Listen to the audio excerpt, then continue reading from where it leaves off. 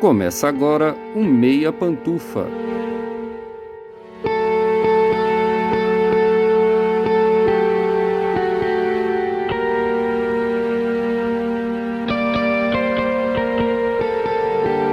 Bom dia, boa tarde, boa noite, boa madrugada, pessoal! Todo mundo com os fones de ouvido que tá começando o seu Meia Pantufa. Toda terça às 5 da tarde no seu player favorito. Eu sou Luiz Leão e tenho aqui do meu lado o meu amigo Padre Gustavo Azevedo. Bom dia, tarde, noite, madrugada, Gusta. Deus te abençoe. E aí, assistidores e assistidoras de filmes e séries. E do outro lado, meu amigo Padre Lucas Abreu. Bom dia, tarde, noite, madrugada. Que Deus te abençoe, te vigie e te guarde, Lucas. E aí, assistidores de garotinhas endemoniadas? Ficou parecendo... Que pesado. Errado. Muito errado. Corta, vai de novo. Faz de novo. Considerado por muitos como o maior filme de horror de todos os tempos, O Exorcista completa 50 anos de seu lançamento agora em 2023. Com romance e roteiro de William Peter Blatty e direção de William Friedkin, o filme se tornou um fenômeno de público e da crítica, chocando audiências por décadas e recheado de polêmicas e eventos estranhos nos bastidores. Mas por que O Exorcista é um filme tão influente no gênero? Será que a obra ainda carrega a mesma força de 50 anos atrás, mesmo com o cinema mudando tanto nesse período? A gente resolveu aproveitar esse aniversário tão marcante para revisitar O Exorcista e falar um pouquinho sobre essa obra-prima do cinema. Antes de começar, você já tá seguindo a gente no seu agregador favorito? Aproveita que ainda tá começando e clica em seguir. É rapidinho e você se torna um dos primeiros a saber sempre que o Meia Pantufa tiver conteúdo novo. E tem outra coisa bem importante. Se o seu agregador de podcast tem um sistema de avaliação, dá uma notinha boa aí para Meia Pantufa. Geralmente é um sistema de estrelas, logo no começo do seu feed. Basta clicar no podcast e avaliar. Quanto mais avaliações boas, mais os agregadores distribuem o Meia para as pessoas interessadas. E a gente quer saber de vocês sobre o tema da semana, é claro. Se você estiver ouvindo a gente pelo Spotify, abre o episódio e responde a enquete. O que você acha do Exorcista? É rapidinho e a sua resposta vai ficar publicada no episódio. Mas chega de enrolação e bora começar, porque hoje a gente vai celebrar os 50 anos de O Exorcista no Meia Opinião.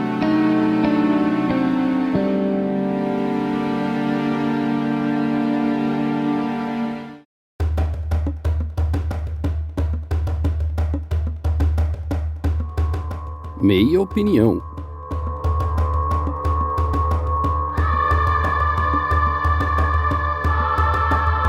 O Exorcista de 1973 trata sobre uma garota que mora em Washington com a mãe que é uma estrela de cinema. Elas têm uma relação conturbada, elas não brigam muito não, mas elas também não são muito próximas porque a vida da mãe dela não permite, o pai não está em lugar nenhum, não existe, e essa adolescente resolve brincar com um tabuleiro de Ouija e de repente começa a acontecer uns negócios com ela e ela aparentemente está possuída por um demônio ou uma entidade misteriosa. A mãe dela é uma cética, mas vão acontecendo coisas tão horríveis com essa adolescente que a mãe passa a deixar de ser uma cética e ela procura uma ajuda de padres católicos porque ela tem certeza que a filha dela está possuída pelo demônio, e aí cabe ao padre Karras, ou Carras, depende de quem tá falando, tentar descobrir se aquilo é realmente uma possessão e tentar livrar a menina daquele mal de quaisquer modos que ele possa fazer. Pra quem tá ouvindo esse episódio aqui em 2023, essa parece a premissa mais repetida da história do cinema, mas lembrem-se que na época que esse filme saiu, exatamente 50 anos atrás, isso era muito novo no cinema, e a gente vai falar um pouco sobre isso, sobre esse apelo de novidade, porque O Exorcista talvez seja a primeira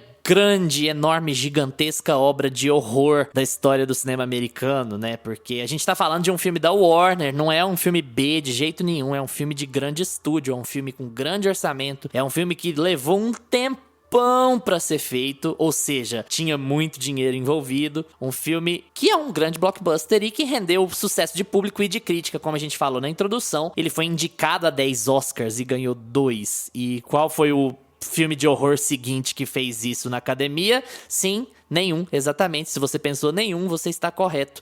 Esse foi o último, o primeiro e último, aí também na premiação da academia. E é claro, a gente vai falar um pouco sobre esse aniversariante de 50 anos, boda de prata, que é 50 anos, é ouro? Eu não sei. Ouro. É de ouro, né? Boda né? de ouro. Vamos falar um pouquinho sobre O Exorcista, dirigido pelo William Friedkin e roteirizado pelo William Peter Blatty, que também é o autor do romance original. O Peter Blatty, é bom falar, antes de passar a vez pro Gusto, é bom falar que o Peter Blatty já era um cara que trabalhava em Hollywood, e ele era um escritor de roteiro de comédia, e tava vendo as coisas minguarem pra ele, não tava conseguindo que os roteiros dele fossem aprovados pra filme, não tava conseguindo que a coisa funcionasse. Ele se declarava basicamente como um desempregado na época, e ele lembrou de uma história de quando ele tava na faculdade, que ele ouviu sobre um garoto que supostamente brincou com coisas que não devia e começou a ficar febril e doente e tal, e começou a ter marcações pelo corpo, palavras, como se fossem palavras pelo corpo. E aí, depois de muitos anos, ele acabou lembrando dessa história e falou: olha, eu vou tentar seguir por outra direção, eu vou tentar escrever um texto sério, longe do rumo da comédia, uma coisa mais centrada, talvez até, não necessariamente voltada pro horror, digamos assim, mas fazer um romance em cima de uma história real.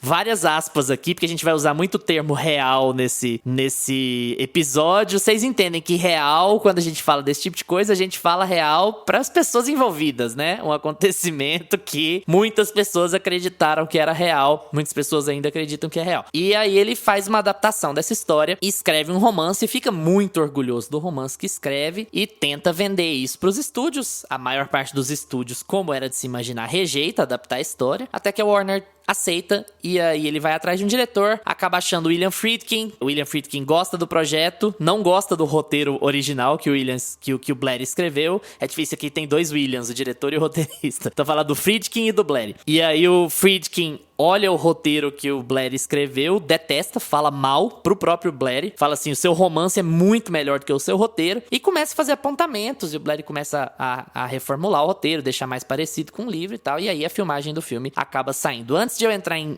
detalhes muito específicos, técnicos, aliás, é melhor fazer isso durante o episódio, vou acabar pontualmente falando uma coisa ou outra, eu quero passar pro meu amigo Gustavo Azevedo pra ele falar um pouquinho sobre O Exorcista. Como sempre, eu quero que você passe assim uma impressão pessoal antes de qualquer coisa. Pra esse episódio, foi a primeira vez que você viu o filme? Quando foi que você viu ele pela primeira vez? Que impacto ele tem em você? Porque a gente entende que o horror, ele é um gênero que ele é muito diferenciado em termos de que tipo de obra você vai ter e que tipo de coisa realmente vai ter um impacto no público, né? Eu acredito que os adolescentes que gostam muito de horror pipoca de cinema vão ter um choque completo com o Exorcista, assim, a ponto de detestar ou de validar pelo caráter clássico, pela importância, mas de não sentir o que eles esperam sentir de um filme de horror. Então eu queria saber de você, assim, sua história com o filme. Eu assisti esse filme adolescente, eu assisti em um grupo de amigos, e desde quando eu assisti, eu falei assim: eu não vou assistir esse filme sozinho, não tenho condição, não tenho estruturas pra assistir esse filme sozinho, porque a primeira coisa que me deixou chocado foi a maquiagem. O trabalho que eles conseguiram fazer aqui na Linda Blair, muito chocante, eu fiquei muito traumatizado com o que eu vi. Acho que, assim, é um filme que até hoje, é uma maquiagem que até hoje ela vale, sabe? Ela é muito bem feita, você percebe que ela tem muito apelo mesmo ao realismo. E é uma coisa que me marcou muito, a maquiagem passando esse medo em mim, sabe? A Linda Blair interpretando essa menina completamente possuída e me transmitindo um medo, assim, que eu nunca tinha sentido antes. Eu assisti com uma turma de amigos, na época a gente assistia vários filmes de terror, né? Mas eu desde então eu nunca assisti esse filme sozinho, tanto é que essa última vez que eu assisti, eu chamei uma amiga minha, a Giovana, pra assistir. Eu falei: não vou assistir sozinho, e eu não vou assistir à noite. Eu vou assistir de dia. A gente assistiu, tipo assim, da virada das 5 para 6, 7, sabe? No máximo. É igual a Carla, minha esposa, então. Ela só assiste filme de terror se for, tipo, 2 horas da tarde, com a janela toda aberta. Porra, mas, gente...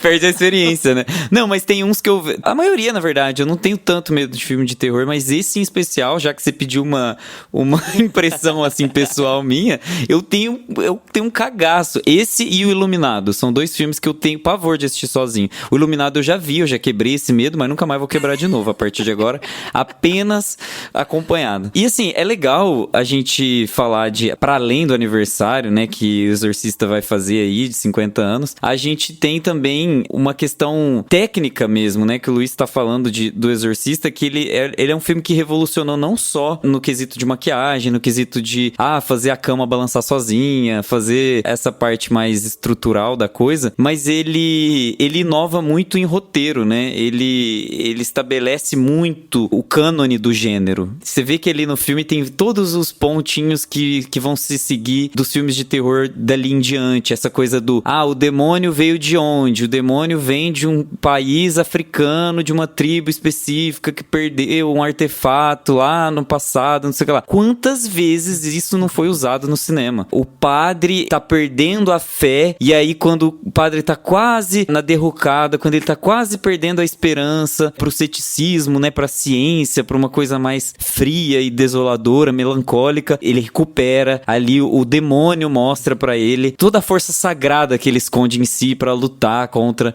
Então, mais um tropo, né? Mais poucas vezes a gente consegue ver aonde o clichê nasceu, né?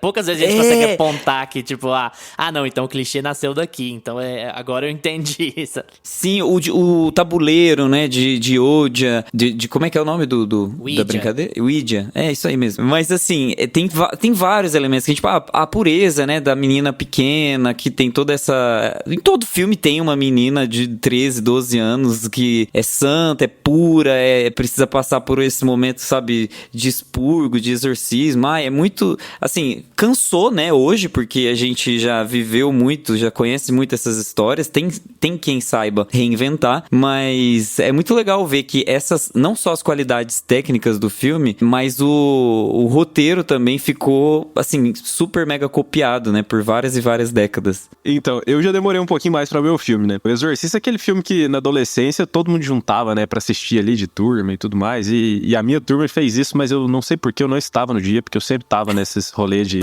assistir os filmes de terror. Então, eu nunca tive muito medo, assim, de filme de terror. Sempre foi uma coisa que eu não via muita graça. Pelo menos o primeiro contato que eu tive com o terror era um gênero que eu não via muita graça, não gostava tanto. Hoje eu já gosto mais, mas pessoalmente eu não sou muito fã do sobrenatural ali. Quando vai pra ali não é uma coisa que eu não acho muito interessante, mas já venho descobrindo alguns aí que eu já tenho gostado. Mas... eu demorei bastante pra ver o filme. Fui ver agora pra gravar o episódio. Assisti de dia também, no domingo, à tarde, à luz do sol, com a casa aberta. Desligou e pôs no caldeirão do Hulk, né? O negócio assim. Já coloca uma coisa feliz, animada ali depois, né? Cara, eu gostei bastante do filme. Eu fiquei bem, bem impressionado, assim, porque...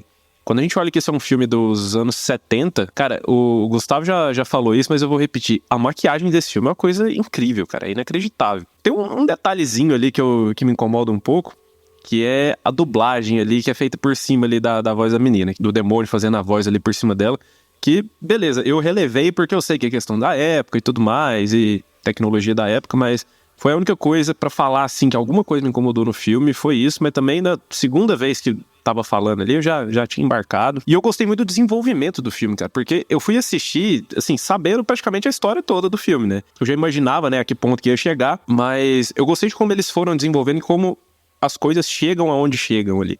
Não é um filme que, de repente... a gente teve vários filmes de terror sobrenatural ali, depois do Exorcista, que tentam emular um pouquinho essa fórmula que eles usam aqui, mas que eles vão muito direto ao ponto, vão muito... é uma coisa que acontece meio que do nada e que não se explica direito. E aqui não é que eles ficam explicando, mas eles vão chegando devagar aonde eles precisam chegar ali. Aquela coisa da mãe ficar preocupada e ir investigando, e vai num médico, e vai em outro, faz o exame, faz outro. Chegou uma hora que até eu, que sou cético pra caramba dessas coisas, tava assim, meu Deus do céu, mas fosse eu, já tinha levado na bezedeira, já tinha levado no padre, tira o demônio pastor. Logo dessa menina, que caralho. Não, a ciência já tem o seu limite também. Exato. Mas eu gosto de como o filme chega, né, ao ponto de... porque desde o começo o padre tá ali, a gente tá acompanhando a vida do padre, a gente tá acompanhando a vida da menina, separado. Mas não é uma coisa que o padre entra de uma vez na história, né? O arcozinho ali de todo mundo, por menor que seja o tempo de tela dos padres ali, o arco deles ali eu acho muito bem construído, assim, de todos os personagens pra inserir todo mundo e se encontrar ali numa mesma trama. Esse é um dos meus filmes favoritos, assim, e eu acho que ele teve um impacto ainda mais significativo depois que eu fui ler o livro, sabe? Não em termos de concorrência, o livro é melhor, o filme é melhor, mas em complementação, sabe? A complementação da sensação do livro. Como é o mesmo roteirista, e o roteirista roteirista é o autor do livro, a gente tem boa parte das coisas muito parecidas. E isso é bom de certa maneira, né? A gente fala muito sobre uma adaptação, sobre como o filme não pode adaptar diretamente o livro, porque são mídias muito diferentes e adaptação extremamente fiel não significa que a coisa vai ser boa, as coisas não são conectadas desse jeito, mas eu acho que o que é mais relevante de ter lido o livro, assim, é o ar de ceticismo, eu vou até falar isso pra vocês em off, o ar de ceticismo que o livro dá. O livro conta essas mesmas coisas ultra macabras do pescoço virando, dela vomitando e dela saber coisas que ela não deveria saber e falar línguas e não sei o que, até o ponto que o livro vai te convencendo gradualmente, do mesmo jeito que o filme vai, sabe? Você vai, beleza, explicável. Opa, isso é menos explicável. Opa, parece que isso é ainda menos explicável. Até chegar num ponto que você tá, né?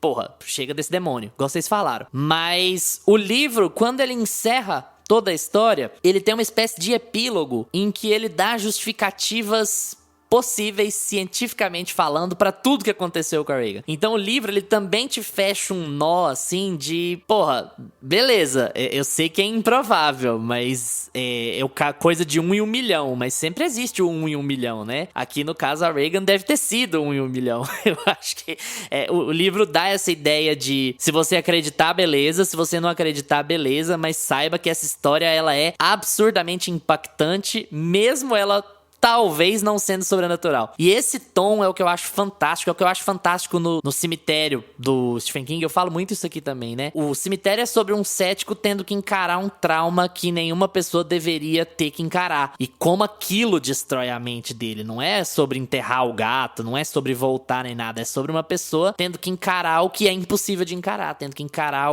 a coisa mais horrível que pode acontecer numa família comum. E aqui você tem... Até os próprios autores falando um pouco sobre isso, sabe? Quando tem cenas muito impactantes, eu acho que melhor a gente entrar mais em detalhes lá na frente, mas esse filme tem cenas tão impactantes que elas raramente foram repetidas nesses 50 anos, por medo de organização religiosa querer criticar e querer fazer campanha contra. Tem coisas muito, muito pesadas nesse filme que eu acho que em 2023 elas não seriam replicadas, sabe?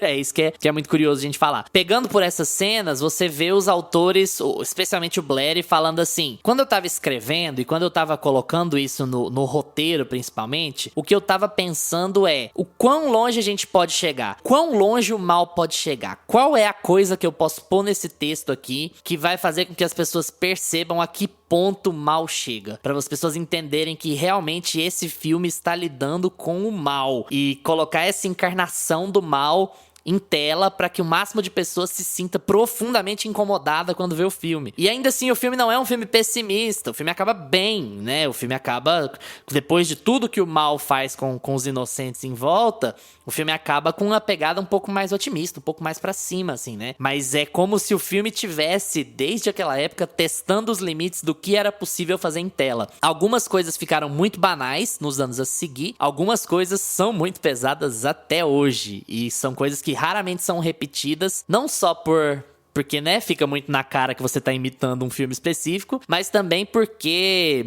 tem muita gente que tem muito medo de desagradar o público, né? E, de qualquer forma, o cinema precisa de dinheiro, de gente indo ver e essa coisa toda. Então, eu acho que o filme é muito marcante por uma série de fatores, mas eu tenho sempre essa sensação de que ele tá testando limites, sabe? E ele chega num ponto em que filme nenhum tinha chegado até então e poucos filmes chegaram depois. E você comentou dessa coisa do livro complementar o filme, né? E dessa abordagem deles falarem, deixarem no ar, né? Se aquilo lá é sobrenatural mesmo ou não, mas eu acho no filme, pegando o filme isoladamente, eles decidem que é sobrenatural. Não tem muita conversa, né? Não, é sobrenatural. No filme beleza, foi um demônio mesmo, acabou. Quando você fala sobre coisas que desagradariam hoje, você fala dessa parte mais blasfêmia sexualizada, eu falo assim, essa coisa quando a gente mais... fala isso, a gente pensa numa cena específica, né? Quando a gente fala isso, a gente pensa dela se masturbar com crucifixo, naquela cara. cena. É um negócio assim. Nossa, uma coisa que é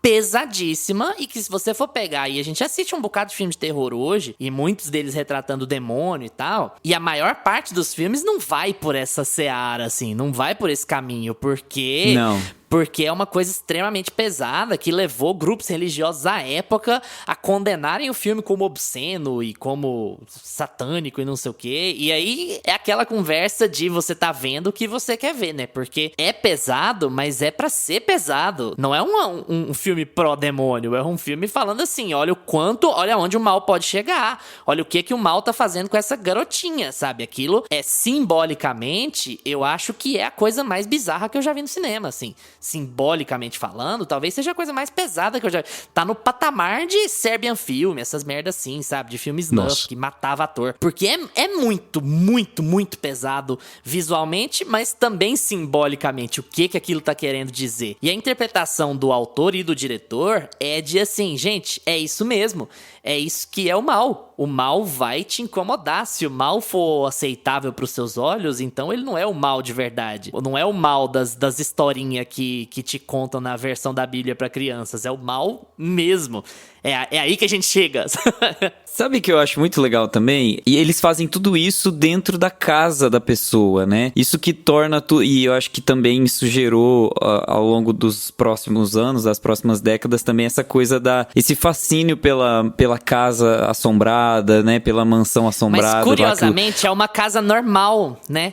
É isso que é legal. É um design, assim, quase de casa de véia, sabe? Tem uns papel de parede floral, é tudo muito branco, é tudo muito, assim... As véias surtando. Sabe? E aí, a única coisa que é escura na casa é o quarto, e isso progressivamente, né? Ele vai ficando na semiótica, o quarto vai ficando amaldiçoado também. Mas é legal você pegar que na década passada, na década de 60, um dos filmes de maior sucesso foi O Bebê de Rosemary, que também se passa numa casa. Então, para além dele ser muito original, ele também resgata algumas esferas ali do terror que já era um terreno comum, sabe?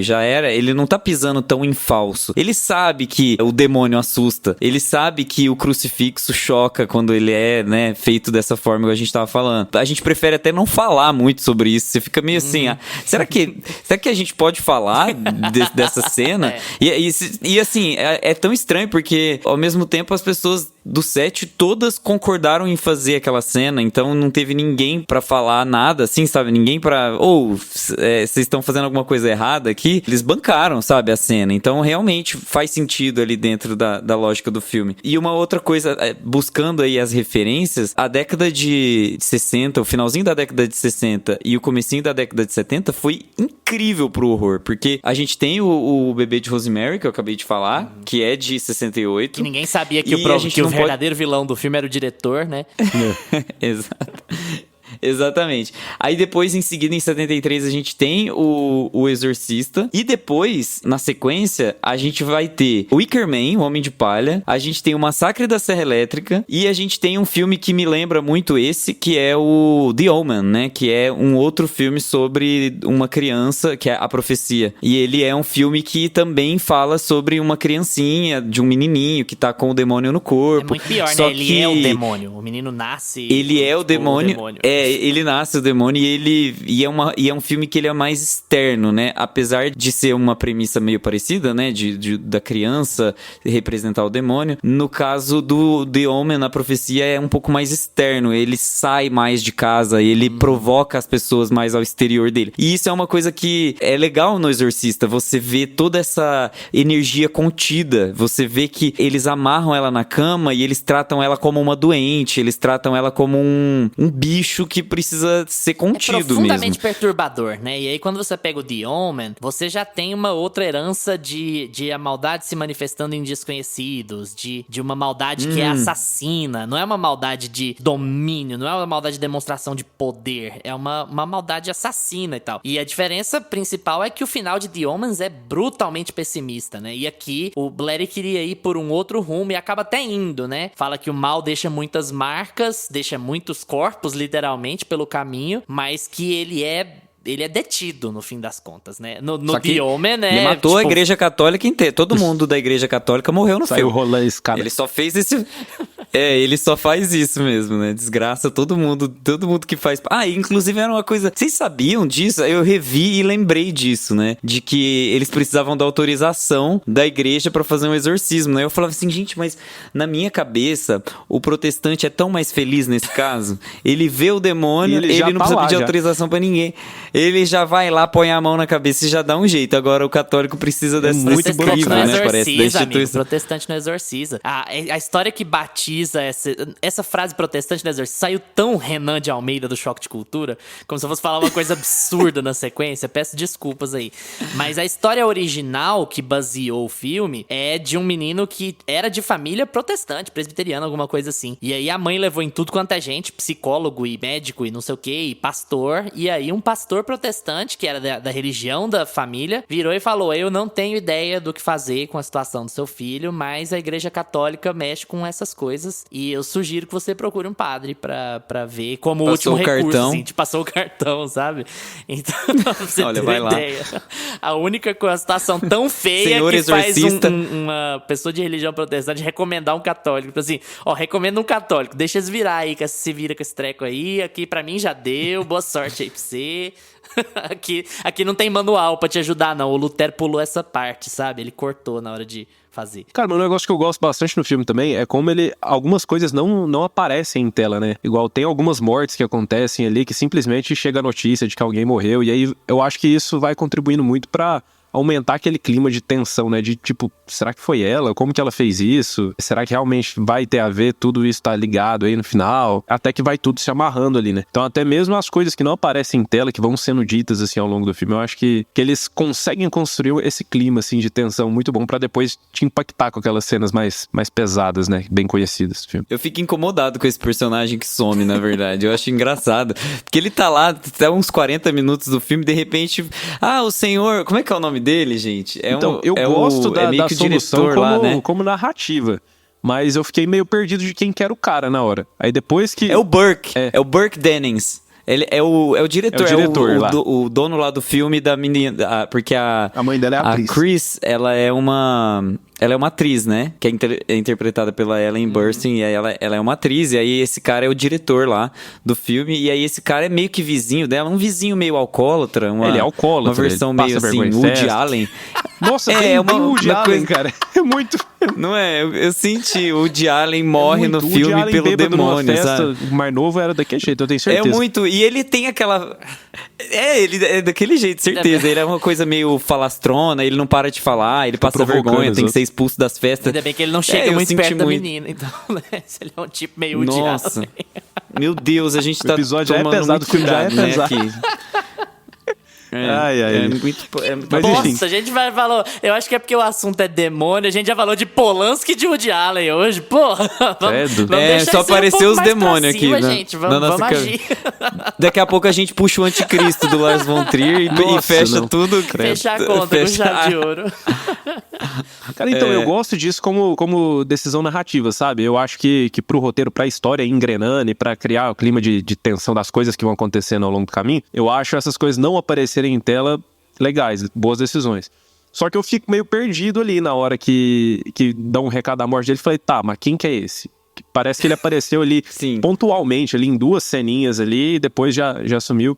Não, e esses filmes assim, especialmente da década de 70, essas coisas assim, eles dão muito pra gente a importância da diversidade no cinema atual, sabe? Porque essa galera desses filmes dessa época, esses véi, principalmente, esses véi branco, eles são todos muito parecidos. Mas muito, toda vez. Então, direto você tá tipo assim, mas quem que é esse mesmo? Ah, mas morreu foi quem? Mas esse aí não tinha morrido? Então te dá sempre essa impressão, assim, quando você vê meio por cima. Principalmente quando você vê novo, né? Você fala, porra, mas quem que é esse cara aí? Quem que é esse cara? Hoje você bate o olho e fala assim, ah, beleza, o padre aqui é o cara, o amigo do Ingmar Bergman lá, faz o filme dele tudo e tal. Mas os outros, você vai, pá, beleza, tá um velho branco grisalho. Ah, ó, tem outro. Ah, tem mais um. Aí você fica meio... Mas até os você não padres diferencia teve ninguém, uns né? momentos ali que eu confundi também. A não ser, tinha o padre grisalho e tinha o resto.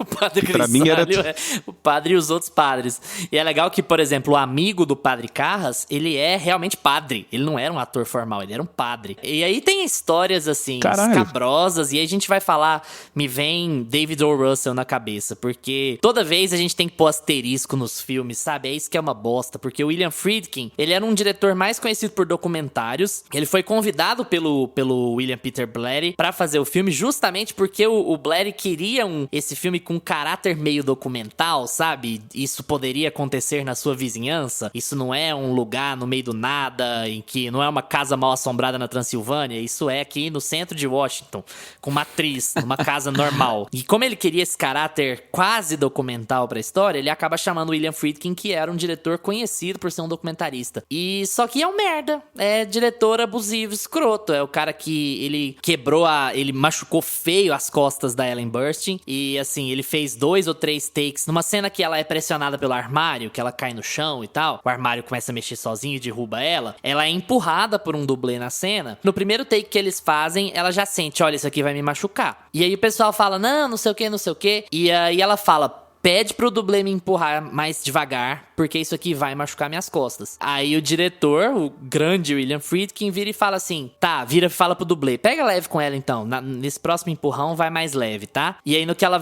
tá virando as costas, ela vê que o diretor e o dublê estão trocando olhares, assim, sabe aquele olhar de... Tipo, eu falei só pra agradar ela, empurra do jeito que você tava empurrando mesmo e tal. E aí ela cai, ela machuca feio, ela grita em desespero. Depois ela vira e fala assim, stop this fucking scene, alguma coisa assim, xinga. Ela tava com dor pra caralho, né? E aí o William Friedkin, antes de fazer qualquer coisa, antes de parar a gravação e tal, ele faz um sinal pro câmera ir lá tentar pegar o grito de dor dela, sabe? Tentar pegar mais uma ceninha antes de chamar o médico, antes de chamar alguma coisa assim. Então, é desse tipinho, sabe? Era um cara que tinha um ataque de raiva por semana, por dia na gravação, era um cara que xingava os outros, cara que é tipo, preciso motivar esses caras. Aí um desses padres, que não era ator mesmo, era padre, tava com dificuldade de fazer uma cena do jeito que ele queria, ele bateu na cara do cara. Então assim, é aquela coisa de até onde você precisa fazer isso com um ator, é realmente necessário você fazer uma merda dessa pra motivar um elenco? E aí a gente cai naquele mesmo assunto de sempre, né? Como você tem uma obra-prima no filme, e aí, você vai falar que isso é certo, que isso é errado, que ele passou um limite, que ele não passou um limite? É aquela babaquice, tipo assim, conversa que não leva em lugar nenhum, né? Eu tenho minha opinião de que isso não poderia acontecer com ninguém, porque tá todo mundo profissional e trabalhando lá, isso não é jeito de fazer nem de motivar ninguém. Mas, né, isso foi aceito no cinema por muitos anos, isso não... Só hoje em dia que atores, atrizes têm um pouco mais de voz pra reclamar desse tipo de coisa, né? Pra selecionar melhor os projetos e com quem eles trabalham e tal, mas é uma coisa que a gente tem que olhar, sei lá, com muito pé atrás com esse tipo de direção, né? É engraçado que o cinema é o único ambiente onde você podia dar na cara do seu funcionário e não era processado, não era demitido, não acontecia nada, né? Dar na cara de um padre. Não, ele virou pro padre cara. E falou assim, ó, fulano, a cena não tá do jeito que eu quero. A cena não... Aí o cara, desculpa, não sei, não sei o que, não sei o que. Ele é muito maluco, muito Aí o Friedkin virou pra ele e falou assim, padre, o senhor confia em mim? Confio. O senhor confia mesmo em mim? Confio. Pá! Deu um tapa na cara do cara e falou, ação. Botou pra rolar. E aí o padre falou Tudo que eu tô citando aqui, gente, tá num documentário chamado Fear of God, que fala sobre o filme. O documentário é de 98, ele tá disponível na íntegra, legendado em português no YouTube. Mega recomendo pra quem é fã do filme. Aí o padre fala que, você tá vendo que na cena que eu dou a extrema unção lá pro meu amigo, pro padre Carras, que tá caído da escada, né? No finalzinho do filme, minha mão tá tremendo? Então, eu não tô fingindo que minha mão tá tremendo. Minha mão tá tremendo mesmo. Eu fiquei tão assustado e doeu tanto que na hora que eu fui fazer a cena, eu tava, sabe, tava transtornado, tava nervoso. E aí é o take que ficou no filme, da mão dele tremendo, porque ele tinha apanhado do chefe dele no trabalho.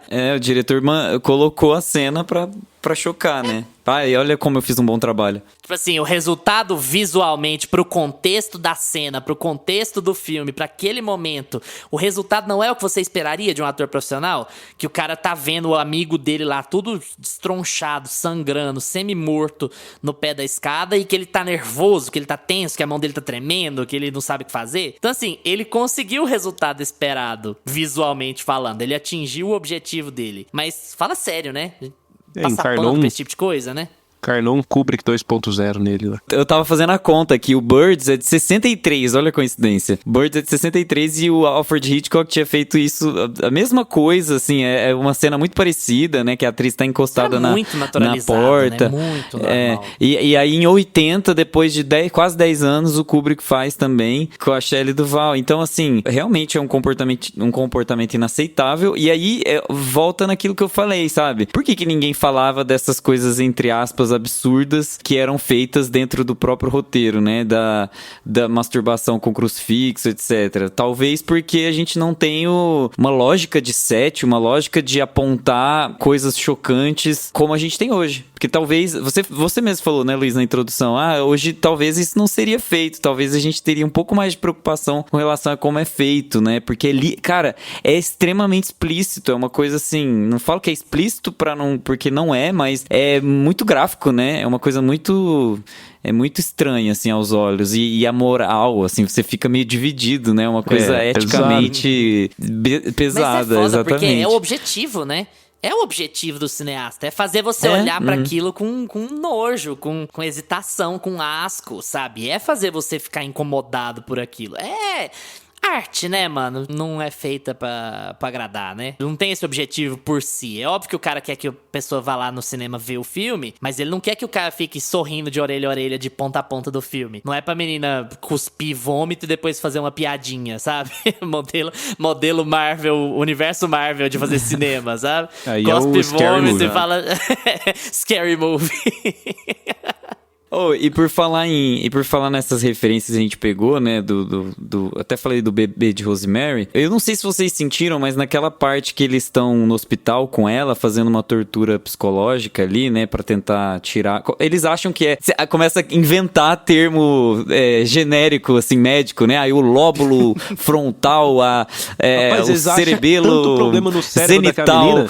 Exatamente. Isso? Sempre tem um problema que não existe lá. E aí, o que eu senti muito, e aí eu fui pesquisar e realmente o filme é de 71, é referência à Laranja Mecânica. Assim, eu vi Laranja Mecânica naquelas cenas do hospital, porque eles levam a menina pro hospital como se ela tivesse um problema, amarram ela, deixam ela de olho aberto, colocam um eletrochoque, colocam uns negócios fazendo barulho alto, coloca ali uns sons, umas coisas pra ela ouvir, pra fazer uns raios-x, tirar uma chapa, né? E aí é uma coisa meio... é mais tortura do que o próprio exorcismo, praticamente. Porque é engraçado como o demônio gosta daquele processo de exorcismo, dá a impressão de que quando ele tá no hospital, ele não tá se divertindo, a menina não tá gostando daquilo, é realmente torturante.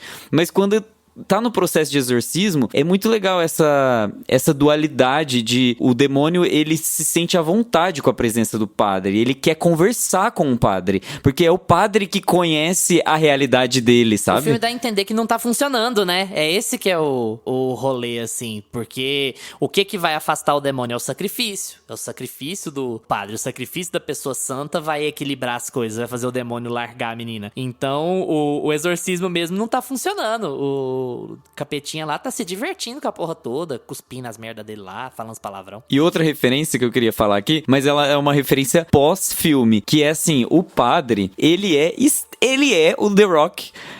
Ele corre com Rock o Balboa, boletomzinho. Né? Você falou O The Rock, é o Rock Balboa. The Rock é do Ai, Dwayne gente, Johnson. ele é o... Eu já Padre chamei é o o The Connor Rock. do Succession de Conan. Eu já chamei o... Eu falei, cara, mas ele não é Ai, tão que grande ódio. assim, parece. Ele não é careca. O The Rock. O The Rock Ele Balboa. é igualzinho o Rock Balboa. Cara, eu assisti e fiz os mesmos comentários. Falei, é o Rock Balboa todinho. Ele corre com um moletomzinho cinza, assim. Ele tem Vocês aquele viram cabelinho. isso? Ele Da correndinho. box. Eu falei, rapaz, se esse padre não conseguir exorcizar, ele quebra o demônio na porrada. Só que o Rock Balboa é um filme de 76. Ou seja, o Rock Balboa é o Padre Carras, e não o contrário, né? Exatamente. Exato, as referências vêm e vão, né? Elas são Olha, tiradas suco de vários de laranja e vários mecânica, Rock Balboa. salada de fruta do exorcista.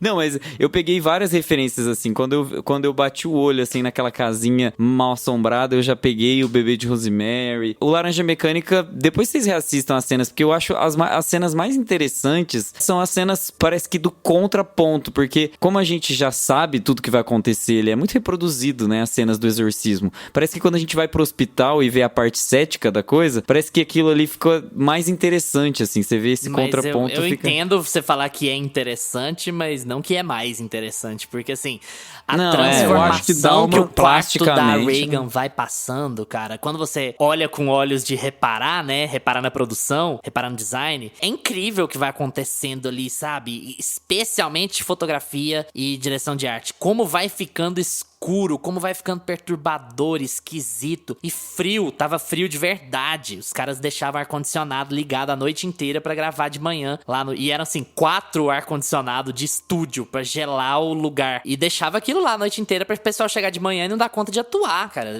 O lugar ficar frio de verdade. Porque hoje em dia, qualquer Netflix aí punha o efeitinho da névoa saindo da boca quando tá conversando com CG, né? Lá não dava pra fazer. E aí o quarto frio pra valer, sabe? A escuridão e a maquiagem e as próteses e a cama. Porque a cama também é impressionante o jeito que faz.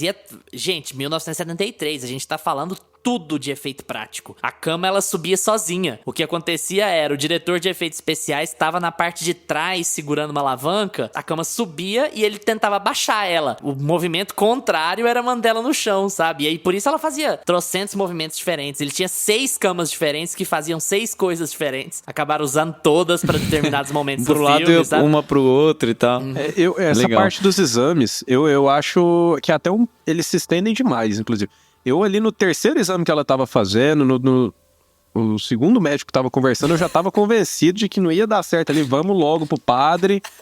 Eu acho que eles dão uma enrolada ali no meio. Mas sabe o que é engraçado, Lucas? O corte original do filme não tinha boa parte desses exames. Isso aí foi o Peter Blatty que pediu pra pôr no corte de 2000, sabe? Ah, vamos rever, vamos refazer, porque eu acho que é importante naquele contexto. O Friedkin tirou tudo do corte que foi pros cinemas em 73, sabe?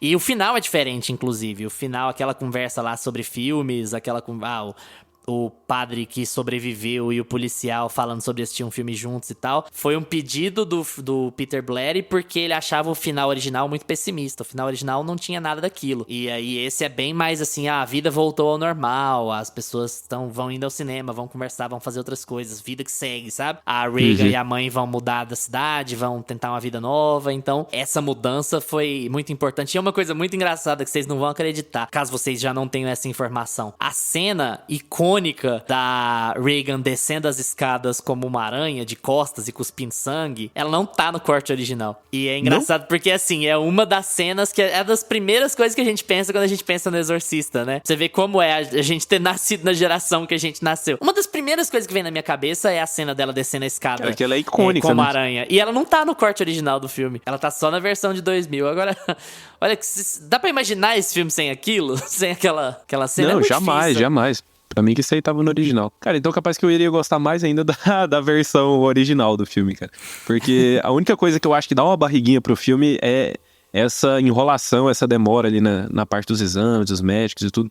Porque eu acho que chega um certo ponto que eu como espectador, assim, eu já tava convencido de, cara, a gente já sabe que vai acabar no exorcismo isso daí, que vai acabar lá nos padres. Então não precisa enrolar O filme chamou tanto ali. Exorcista, né? Tipo assim, o Eu filme tinha não chama, tipo impressão, assim, porque, o assim, médico... Não é House, o médico que vai descobrir a doença mágica. É tipo, o Exorcista. Poderia ter sido o sacrifício do servo sagrado também. Sabe que quando você falou dos exames e do ceticismo, foi a primeira coisa que me veio na cabeça? O sacrifício do servo sagrado? Porque é a mesma estrutura, né? Você vai pelo caminho racional, depois você vai passar pro caminho sobrenatural. É a mesma Inclusive, mesma lógica. ouça o nosso episódio de Yorgos Lanthimos no Meia Pantufa. Que as propaganda interna, né? A pessoa paga Spotify Premium e a gente fica forçando propaganda, né? A gente vai enfiar que é propaganda. Ai, ai. Ainda sobre o que o Luiz estava falando, sobre o controle que o diretor tinha sobre o filme, é engraçado que ao longo do tempo ele vai perdendo isso, né? Porque não dentro do filme, mas com as outras produções, porque o Exorcista tem novas e novas produções, e tem o 2, e tem o 3, e tem não, o nem início, fala, e tem não. o parará. E aí, fala sim, vai falar, porque o tema do episódio é o Exorcista e eles fizeram as continuação do negócio. Então, assim, o cara perde o controle extremamente da produção, porque a própria Linda Blair, ela assume uma posição assim de... Ela ficou muito famosa por causa do filme. Para além do filme, ela conseguiu muito sucesso, né? E ela se recusou a fazer o que ela fez no primeiro filme. Então, tipo assim, quando foi fazer a continuação do Exorcista 2, primeiro que ela não quis se maquiar. Então ela colocou uma lente de contato verde, assim, sabe? Aquela coisa meio loba. E E Meio foi os mutantes da Record. Meio os mutantes. Nossa Total, Senhora. meu Deus, é isso, é sobre. E aí quem fazia ela era uma dublê escorrida de maquiagem pra esconder que não era ela, né, obviamente. E aí ficou péssimo, eles precisaram dublar com a voz dela por cima. Se o Lucas não gosta da dublagem por cima do primeiro, imagina a dublagem do segundo, que não era nem mais a Linda Blair. Nossa. Fazendo o demônio. E aí tem o Exorcista, o início, que conta a história do porquê o padre tava lá na África procurando aquele artefato e o que ele achou lá no... Vai lá pra Segunda Guerra Mundial, sabe? O filme. É muito louco. Com os Skarsgård, Aí esse, né? Ele junta uma coisa meio com a Segunda Guerra Mundial, junto com as tribos africanas que estão lutando contra ele, que tipo assim, o cara é europeu, tá invadindo, nem sei se ele é americano, né? Mas o americano tá invadindo ali as terras pra poder falar que eu sou o demônio. Não tem demônio aqui não, e se tiver, a gente que cuida dele. Aí o cara leva o demônio pros Estados Unidos. Tentaram criar, né, o universo muito... cinematográfico do diabo, né? E não deu muito certo. Sim, é o universo compartilhado Diaboverso. do Diaboverso. Nossa. De Capeta-Aranha. Puta que pariu. Não tá Eu nunca dando assisti, certo. não, mas dizem que o Exorcista 2 é o pior pedaço de merda, assim... Eu também ouvi em falar tão muitos mal que eu anos, passei sabe? longe. Diz que ele é tão ruim que o 3 parece um filmaço perto dele, assim. Diz que não chega perto do primeiro Exorcista, mas que perto do segundo. Inclusive, mega recomendo o episódio do RDM sobre o Exorcista, que eles falam de todos os filmes, né? Fala da franquia inteira aí, 1, 2, 3, o início, o final, o inimigo agora é outro, o demônio agora é outro, Gente. essas coisas assim, né? Eu podia ter ouvido pra Agora poder é outra. pegar umas dicas de pauta. Que droga. Perdi a oportunidade.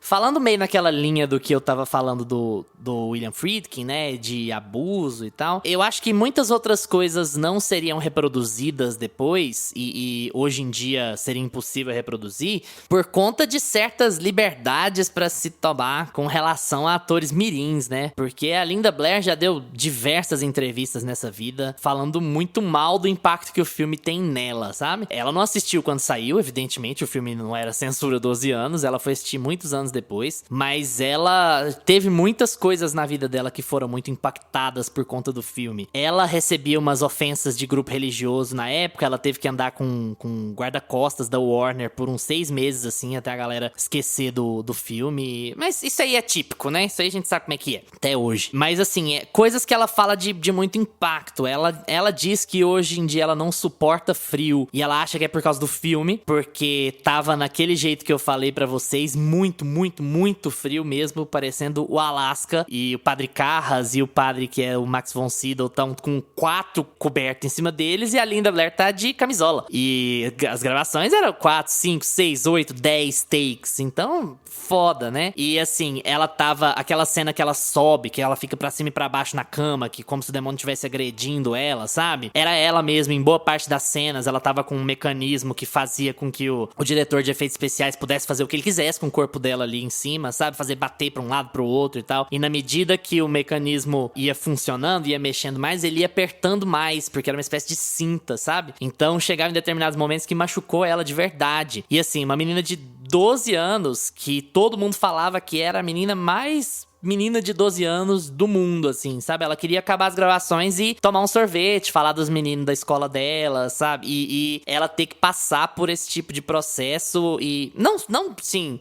falando em termos sobrenaturais, mas o tipo de abuso físico a se fazer numa atriz de 12 anos, né? E é o tipo de coisa que, hoje em dia...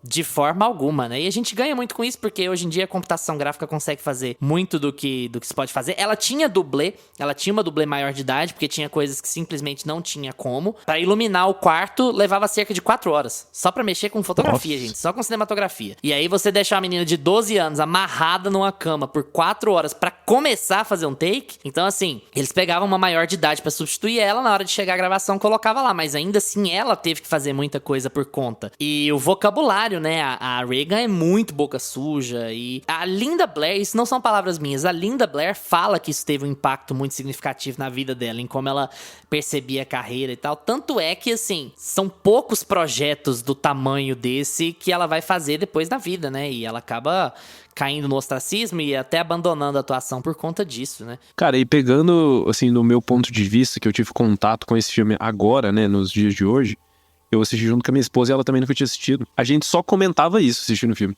Cara, como que deixaram a menina dessa idade fazer essas cenas, falar essas coisas, fazer tudo que ela tá fazendo aí? E assim, tem muita cena ali que dá pra ver que é a Linda Blair mesmo, que eu tento achar um dublê ali e não consigo visualizar um dublê. E a nossa geração assistindo esse filme hoje em dia, tendo contato pela primeira vez, cara, eu acho que quase todo mundo vai ter essa reação, cara, de ficar assustado com as coisas que eram eu acho que até aumenta a perturbação que o filme dá na gente por causa disso, né? Porque a gente tem esse tipo de visão, assim, né? Eu acho que vai muito por causa disso também.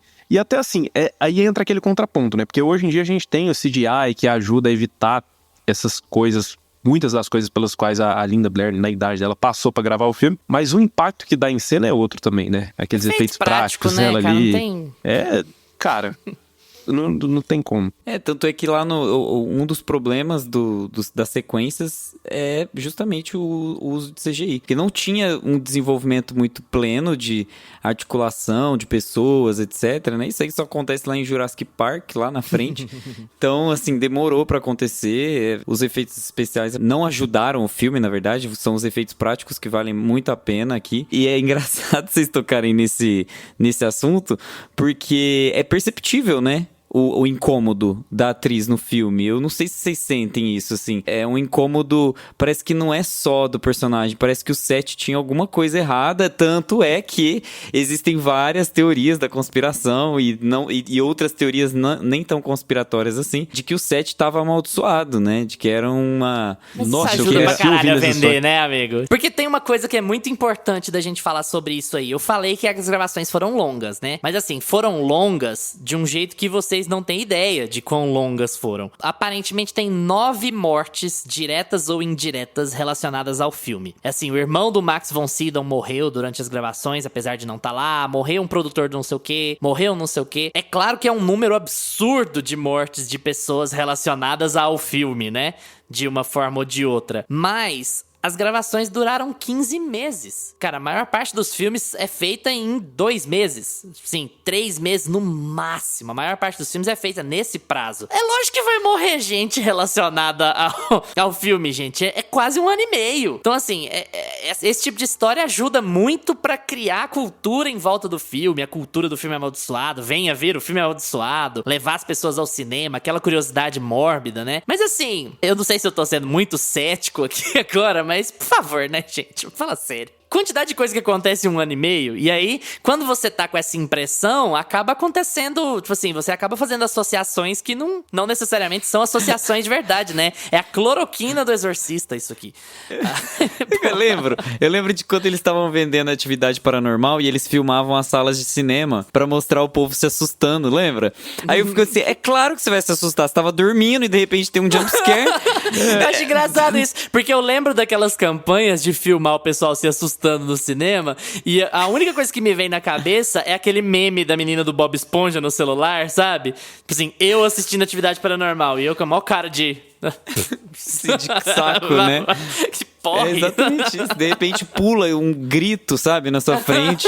É óbvio que você vai assustar. É bem essa ideia mesmo aí, de você vai vender muito mais se você tiver uma maldição inerente ao filme. É muito bizarro como tem não só essa maldição, entre aspas, mas como tem polêmicas pesadas que a gente comentou praticamente todas aqui. E eu acho que o cinema mudou muito, né? A forma de se produzir. O clima de set, né? Mudou muito. Pensa em como todo mundo fica afetado quando tem... por exemplo, The Idol, né? Que é uma série que eu tô, assim... puto da vida que essa série tá aí existindo no mundo, mas pra quê, sabe? Por que você vai produzir uma série com tanto machismo destilado? Pra que você vai colocar uma mulher pra sofrer ao seu bel prazer no filme, sabe? Numa cena, eles queriam colocar um ovo na vagina de uma menina na série, né? No The Idol, e aí eles descobrem simplesmente que não dá pra colocar o ovo porque não é ergonômico, né? Não é humanamente possível pôr um ovo numa vagina. Vocês têm noção de que isso tá rodando na produção de uma série hoje, 2023? Então, assim, por mais que a gente também teve avanços, assim, passamos por momentos muito bacanas da indústria, de Me Too e tal, assim, recuperamos muito essa questão da noção, né? Do mínimo a se fazer dentro de um set. A gente ainda tem uns resquícios de gente sem noção e de machismo escancarado dentro das produções, dentro do set. Não, e o filho da puta ainda vai em Cannes se chamar de revolucionário. Você vai se fuder.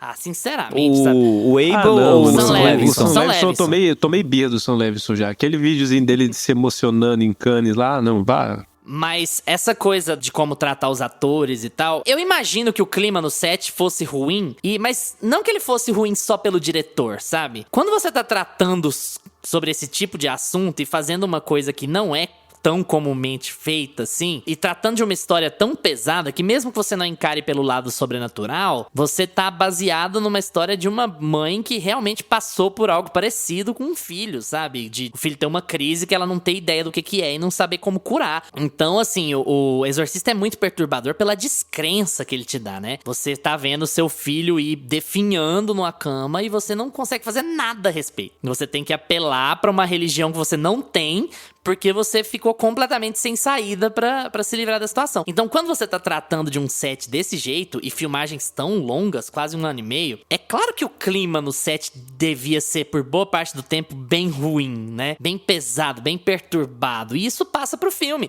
E o filme é tão icônico, ele é tão bom, ele é tão incrível de se assistir, de se acompanhar, justamente porque ele é perturbador. É lógico que ele quer te dar um pouco de jump scare também, porque é um filme de grande estúdio, ele tem que ter um impacto dentro da sala de cinema, mas o que incomoda no Exorcista, guardadas as enormes e devidas proporções, é a mesma coisa do que incomoda na Bruxa. Não é um filme que vai ficar te assustando, sustinho, mas é um filme que você vai acabar o filme acabado. Você vai terminar o filme... Cara, foi o que eu mais gostei nele, foi isso.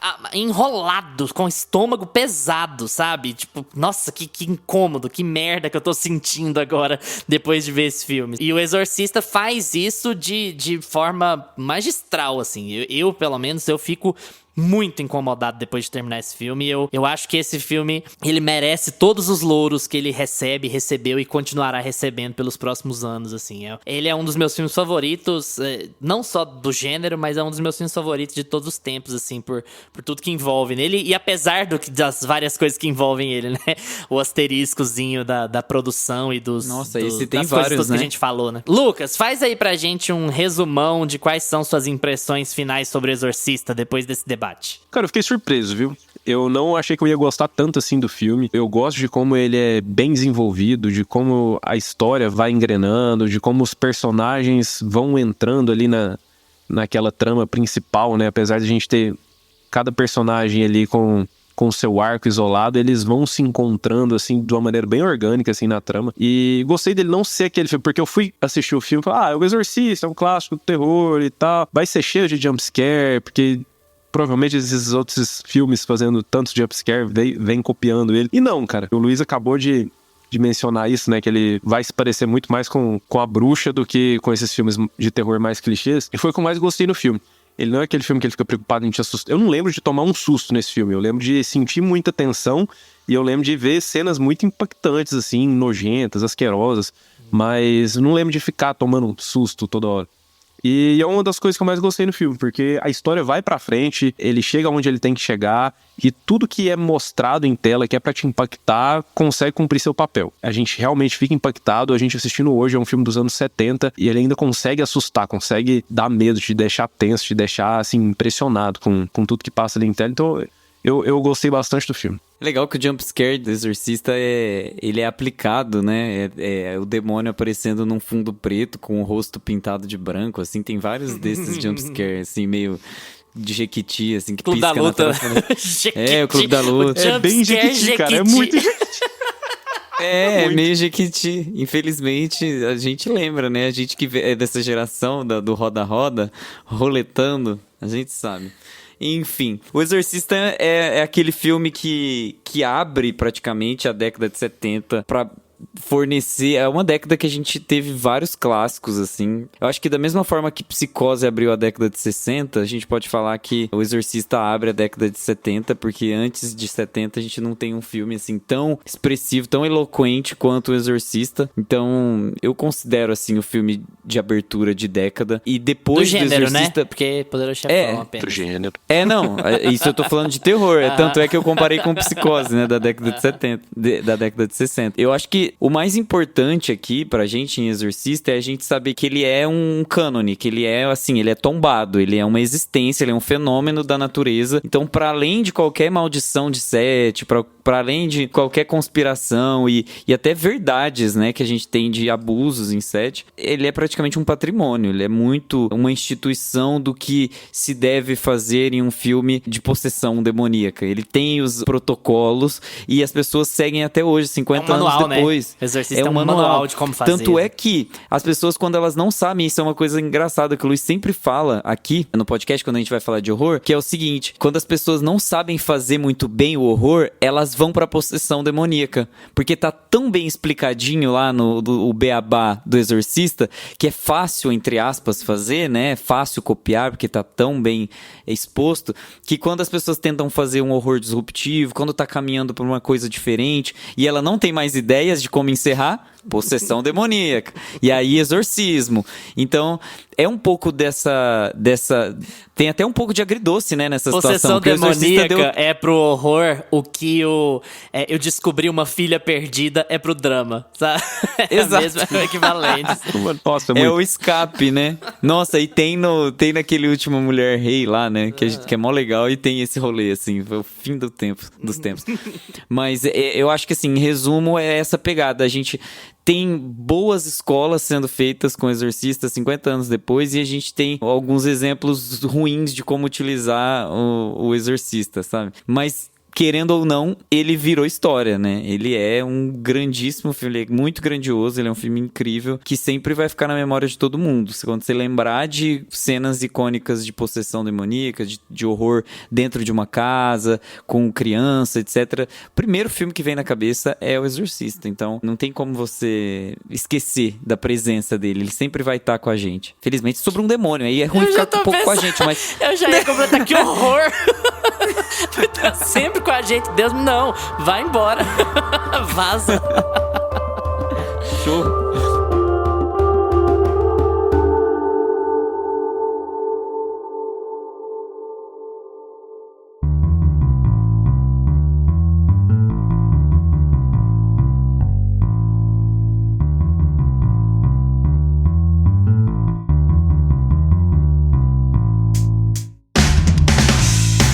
E agora com vocês. Já assistiram O Exorcista? Quais são seus filmes de horror favoritos? Não se esquece de responder a nossa enquete aí no Spotify e vamos estender essa conversa no Instagram ou no Twitter, @meiapantufa. Valeu pela atenção de vocês. Tchau, Gusta. Tchau. Tchau, Lucas. Tchau, galera. Lembrem-se de seguir a gente nos seus agregadores de podcasts preferidos: Spotify, Apple for Podcasts, Deezer, Amazon Music. Terça-feira que vem a gente tá de volta com mais Meia Pantufa pra vocês. Tchau! Este podcast tem locuções de Lucas Meleiro e Carla Ribeiro e edição de Luiz Leão.